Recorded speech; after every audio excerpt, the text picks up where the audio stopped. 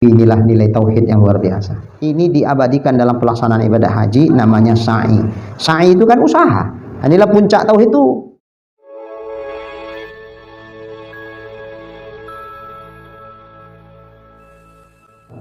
Nabi Ibrahim punya istri Siti Hajar, itu melahirkan Nabi Ismail. Setelah lahir dibawalah ke Mekah. Waktu itu belum ada manusia di sekitaran Mekah, tinggallah di dekat Ka'bah. Ka'bah waktu itu pun belum kelihatan, baru pondasinya jadi bawah. Nah, diletakkan disitulah istrinya Siti Hajar bersama anak Nabi Ismail yang waktu itu masih bayi. Dengan perbekalan sebisa yang mereka bawa, dibangunlah sebuah teduhan untuk tempat tinggal ala kadarnya lah. Kemudian setelah beberapa hari di situ, Nabi Ibrahim kan wajib berdakwah untuk menyampaikan risalah Allah. Tentu anak istri tinggal di situ. Saat akan ditinggal itu, Siti Hajar nanya kepada Nabi Ibrahim, kalau bahasa kita, bang, kami kok ditinggal di sini, bang? Gitu. Waktu itu bekal ya ala kadarnya. Umpama air habis, nggak tahu kemana cari air. Umpama makanan yang dibawa habis, nggak tahu mau makan apa. Tiba-tiba suaminya meninggalkan dia. Kalau istri awak kayak gitu, apalah kira-kira dibilangnya sama awak? Gila apa nggak? Di sinilah pula abang tinggalkan kami. Ah, nggak mau aku, ikut aku deh. Tarik kaki awak. Bang, kami kok ditinggal di sini? Diam aja Nabi Ibrahim, nggak jawab. Kenapa? Susah jawabnya. Diulangi balik, pertanyaannya masih sama, ya udah dia pun diam aja. Begitu berubah pertanyaan, apakah Allah menyuruh kami harus tinggal di sini, bang? Dijawab itu pun seperlunya, nggak panjang-panjang. Iya. Begitu iya, Siti Hajar pun diam, nggak nanya lagi, no comment. Ya udah. Inilah nilai tauhid yang luar biasa. Kenapa dikatakan nilai tauhid? Mana nggak ada siapa-siapa, kawan anak bayi, bekal terbatas, air terbatas, umpama terjadi apa-apa menjerit, nggak ada yang datang nolong. Gimana itu Pak Yopi? Secara kemanusiaannya itu kan kayaknya nggak wajar yang dilakukan Nabi Ibrahim. Tapi kan ini perintah Allah, ya udah. Naluri seorang suami, seorang ayah tentu pasti nggak tega. Tapi karena perintah Allah, ya udah. Jalankan. Sang istri karena tauhidnya sudah kokoh, nggak apa-apalah suami nggak bersama denganku, asalkan Allah bersama denganku. Kalau Allah bersama denganku, semua alam semesta ini miliknya. Nggak sulit bagi Allah lah untuk menjaga aku di sini walaupun aku sendirian bersama dengan anakku. Nah, apa artinya suami bersama aku kalau Allah tidak bersama denganku? Suamiku tidak bersama denganku, tapi Allah bersama dengan. Kenapa? Karena Allah yang suruh aku tinggal di sini. Berarti ini desain Allah. Udah, husnuzon saja sama Allah. Berserah diri kepada Allah. Yakin sajalah sama Allah. Kan berat tuh untuk mendatangkan keyakinan itu, berat itu. Kadang-kadang kaji udah sampai, tapi mempraktikkan kaji di dalam, goyang juga Pak Marlan. Iya, memang iya, tapi akan ada tapinya. Nah, ya kalau iya, kalau enggak masih gitu. Tapi orang yang sudah putus tauhidnya kepada Allah, tidak ada keraguan-raguan.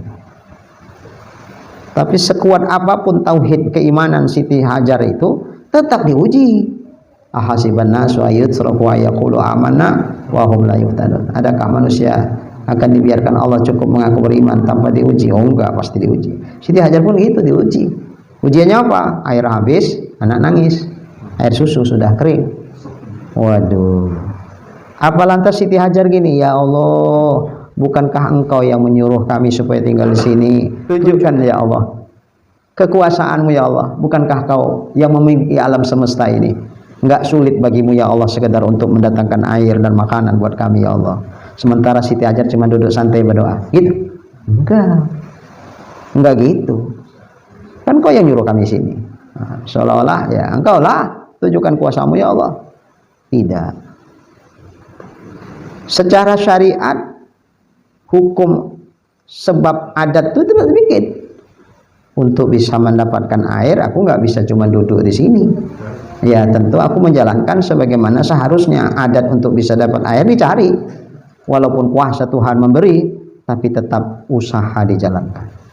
Naik ke Bukit Sopa, tengok segini. Kalau dari atas kan bisa pandangan lepas kan.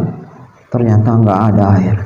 Oh mungkin di Bukit Marwa barangkali bisa ada air. Lari, jalan ke Bukit Marwa, naik. Kalau sekarang kan naiknya nggak pala tinggi, udah di dalam masjid pun.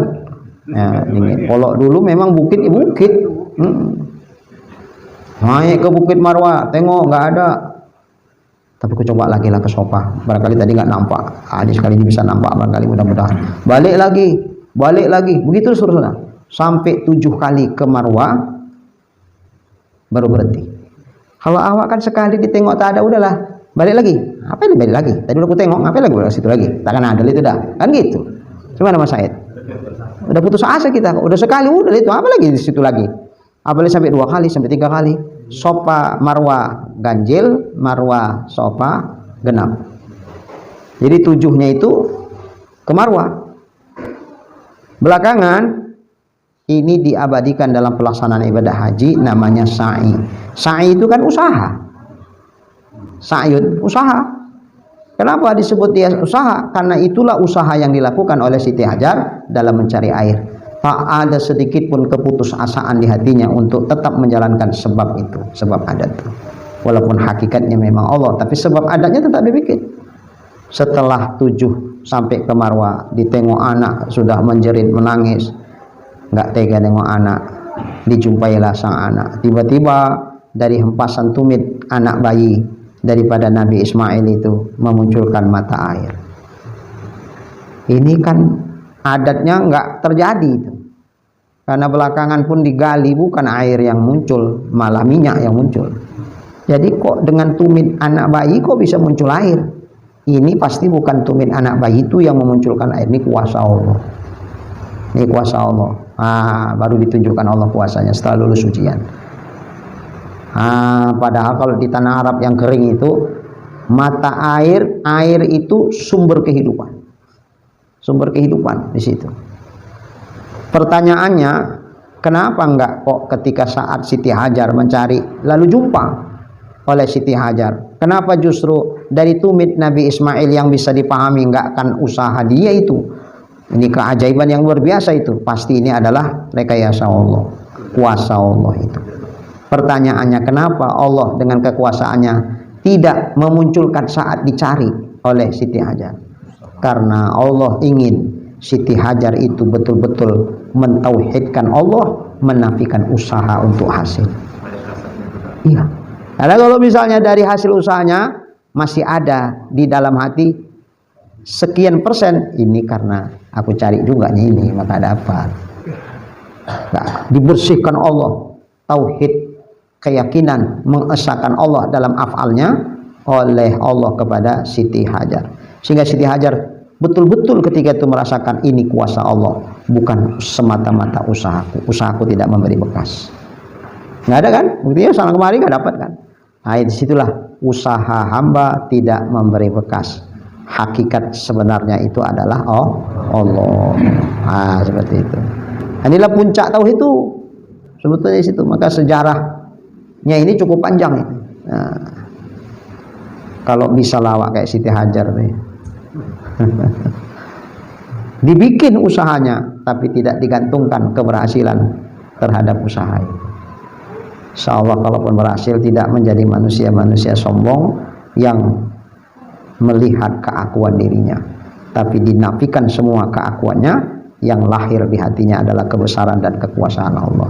Baru tasdik Allahu Akbar.